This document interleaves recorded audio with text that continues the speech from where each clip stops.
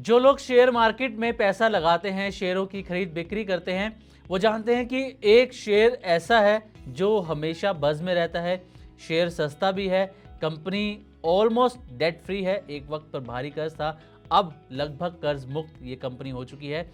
और ख़ास बात यह है कि पिछले एक महीने में देखें या डेढ़ महीने में देखें तो शेयर शानदार परफॉर्म करता हुआ भी नज़र आया है। तो आप समझ रहे होंगे कि यहाँ पर हम बात कर रहे हैं सुज़लोन एनर्जी की। आप अगर सिर्फ अप्रैल महीने में देखें तो सुज़लोन ने शानदार तेज़ी दिखाई है। पिछला डेढ़ महीने 2 महीने में सुज़लोन की परफॉर्मेंस बेहद शानदार रही है। करोड़ों शेयर्स का ट्रेड इसमें होता हुआ नजर आया है और जो वॉल्यूम है इसमें 40 से 50% तक की तेज़ी या कहें कि बढ़त इसके अंदर देखने को मिली है। और इससे ये भी जाहिर है कि जो बड़े निवेशक हैं, रिटेल इन्वेस्टर तो हैं ही जो स्टॉक मार्केट में पैसे लगाते हैं, जो बड़े निवेशक हैं वो भी अब सुज़लोन एनर्जी में दिलचस्पी दिखाते हुए नजर आ रहे हैं। तो आज इस वीडियो में हम बात करने वाले हैं सुज़लोन एनर्जी में। सबसे पहले बात करेंगे कि इसकी परफॉर्मेंस कैसी रही है पिछले एक महीने में, 2 महीनों में, पिछले 3 साल 5 साल के अंदर कैसी परफॉर्मेंस रही है। इसकी तेज़ी के पीछे कारण क्या है जो इस वक्त शेयर इतना तेज़ी से चलता हुआ नज़र आ रहा है। FIIs DIIs क्यों इस पर भरोसा जता रहे हैं, क्यों लगातार अपना स्टेक जो है वो इसके अंदर बढ़ाते हुए नज़र आ रहे हैं, सरकार किस तरीके से सपोर्ट कर रही है। और स्पेशली अगर आप शेयर खरीदना चाहते हैं सुज़लोन एनर्जी का तो आपको क्या करना चाहिए, कब खरीदना चाहिए या फिर नहीं खरीदना चाहिए, कब प्रॉफिट बुकिंग इसमें करनी चाहिए, इसके बारे में भी आज हम एक्सपर्ट्स के हवाले से आपको बताने वाले हैं। तो वीडियो में एंड तक ज़रूर बने रहिएगा। तो सबसे पहले सुज़लोन की हम परफॉर्मेंस की बात कर लेते हैं।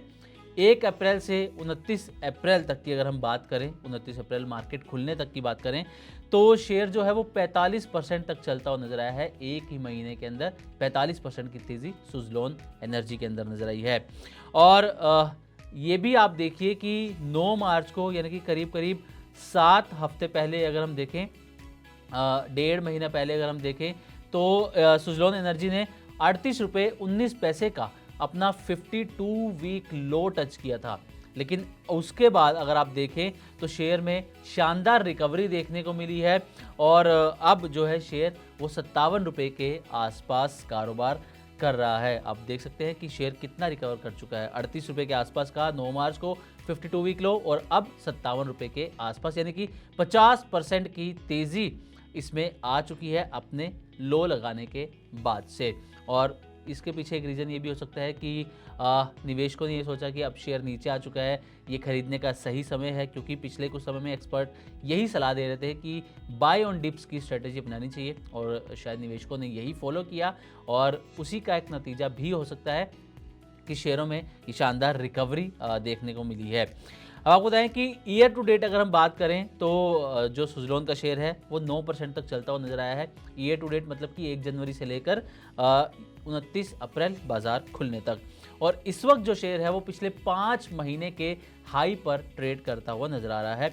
अब अगर पिछले 3 साल के चार्ट्स हम देखें, रिटर्न देखें, लॉन्ग टर्म की अगर बात करें तो 3 साल में सुज़लोन का शेयर जो है वो 587% का रिटर्न दे चुका है अपने निवेशकों को और 5 साल में 1200% से ज़्यादा की तेज़ी सुज़लोन के शेयर्स में आ चुकी है। तो ये सुज़लोन एनर्जी के शेयर की परफॉर्मेंस रही है, चाहे पिछले 1 महीने की हम बात करें, 2 महीने की हम बात करें या फिर पिछले 3 साल 5 साल की हम बात करें, तो ये कुछ परफॉर्मेंस रही है।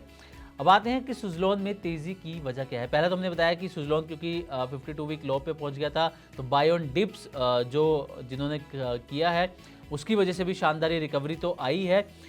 एक जो बड़ा रीज़न है वो ये कि FIIs जो हैं वो सुज़लोन एनर्जी को लेकर बुलिश नज़र आ रहे हैं और इसमें जमकर पैसा लगा रहे हैं। जबकि आप जानते हैं कि मार्च के अंदर, अगर हम स्पेशली मार्च के अंदर देखें तो FIIs ने ज़बरदस्त बिकवाली की है भारतीय बाजार के अंदर।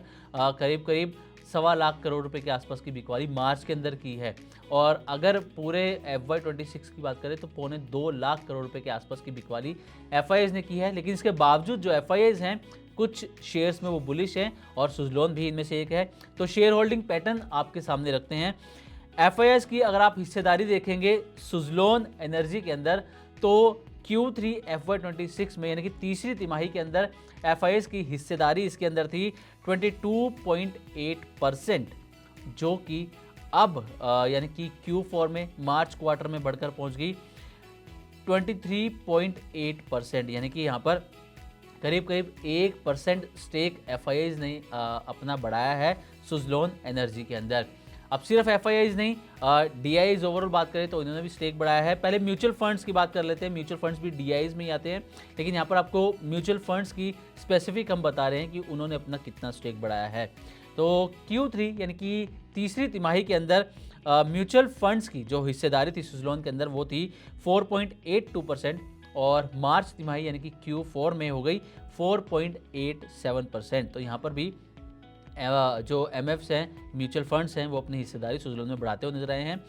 और अगर इंस्टीट्यूशनल इन्वेस्टर्स हम यहाँ पर ओवरऑल देखें, उसमें से म्यूचुअल फंड्स को फिलहाल थोड़ा सा अलग कर दें, और उसके अलावा जो इंस्टीट्यूशनल इन्वेस्टर्स की अगर हम बात करें तो इनका भी स्टेक सुज़लोन के अंदर बढ़ता हुआ नजर आया है। ये भी सुज़लोन को लेकर बुलिश है।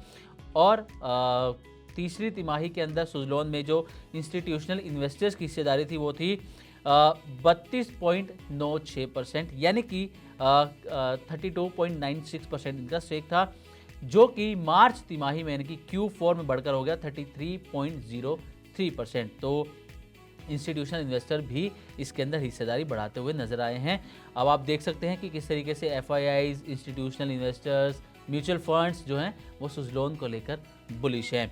अब सुज़लोन को लेकर बुलिश होने का एक जो रीज़न है वो ये भी है कि जो सुज़लोन है रिन्यूएबल एनर्जी कंपनी है, और इसे ही आगे फ्यूचर भी माना जा रहा है। जिस तरीके से जियोपॉलिटिकल टेंशन देख रहे हैं, जिस तरीके से हम क्रूड को लेकर दिक्कतें जो सामने आ रही है उसको देख रहे हैं, गैस को लेकर जो दिक्कतें सामने आ रही हैं वो हम देख रहे हैं, तो ये भी एक रीज़न है कि रिन्यूएबल सेक्टर को लेकर बुलिश नज़र आ रहे हैं, चाहे वो FIIs हों, इंस्टीट्यूशनल इन्वेस्टर्स हों। और क्योंकि सुज़लोन रिन्यूएबल एनर्जी कंपनी है तो इसमें भी वो बुलिश नज़र आ रहे हैं। और सरकार का भी सपोर्ट है, आप जानते हैं, क्योंकि सुज़लोन रिन्यूएबल एनर्जी कंपनी है और ग्रीन एनर्जी पर सरकार जो है वो अपना फोकस बढ़ाती हुई लगातार नज़र आ रही है। अब जो सुज़लोन के सोलर और विंड प्रोजेक्ट्स जो हैं ये भी तेज़ी से बढ़ रहे हैं, आप जानते हैं, और इसके साथ ही ग्रीन एनर्जी जो है उसको पावर का फ्यूचर भी माना जा रहा है, और सुज़लोन को उसका फ़ायदा मिलता हुआ भी नज़र आएगा। अब एक और चीज़ यहाँ पर जो एक देखने वाली है वो ये कि सुज़लोन जो है वो अब यूरोपियन मार्केट के अंदर भी अपना विस्तार करने जा रही है।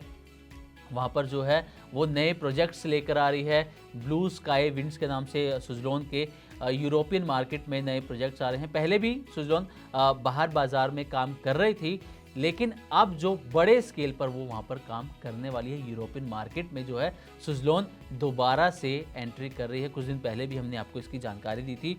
तो इस तरीके से भी सुज़लोन को लेकर अब जो है इन्वेस्टर्स बुलिश होते हुए नज़र आ रहे हैं।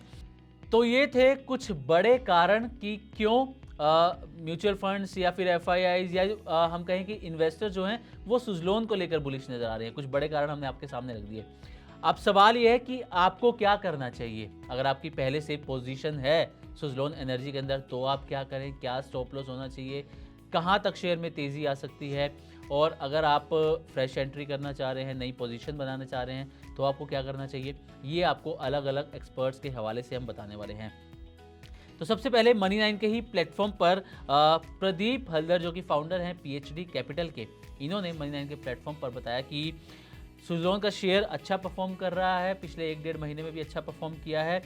अब जिनके पास पोजीशंस हैं सुज़लोन एनर्जी के अंदर उनको पहले स्टॉप लॉस लगाना है 53 रुपये का, अभी 57 रुपये के आसपास चल रहा है। 53 रुपये का एक स्टॉप लॉस लगाकर चल सकते हैं, और आने वाले समय में सुज़लोन का जो शेयर है वो 68 रुपये से लेकर 70 रुपये तक जाने की क्षमता रखता है, यानी कि एक अच्छा अपसाइड जो है वो सुज़लोन के शेयर में देखने को मिल सकता है, जैसा कि प्रदीप हल्दर ने यहाँ पर बताया है। हालांकि उन्होंने शेयर खरीदने की रिकमेंडेशन जो है वो नहीं दी है, लेकिन उन्होंने ओवरऑल बताया कि शेयर अच्छा जो परफॉर्म कर रहा है। स्टॉप लॉस 53 रुपीज़ आप लगा सकते हैं जिनकी पोजीशन पहले से हैं, और 68 से 70 रुपये तक जाने की क्षमता सुज़लोन एनर्जी के अंदर है।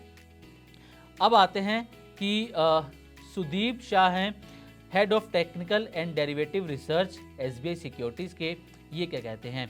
तो ये कहते हैं कि सुज़लोन ने मार्च के निचले स्तर से शानदार रिकवरी दिखाई है, ज़बरदस्त तेज़ी शेयर के अंदर आई है, लेकिन अब जो शेयर है अपने शॉर्ट टर्म और लॉन्ग टर्म मूविंग एवरेज से काफ़ी ऊपर ट्रेड हो रहा है। यानी कि जो शेयर है सुज़लोन एनर्जी का, ये एक ओवरबॉट जोन में एंट्री कर चुका है और यहाँ पर डर यह है कि इसमें मुनाफा वसूली की शुरुआत हो सकती है, प्रॉफिट बुकिंग की शुरुआत हो सकती है।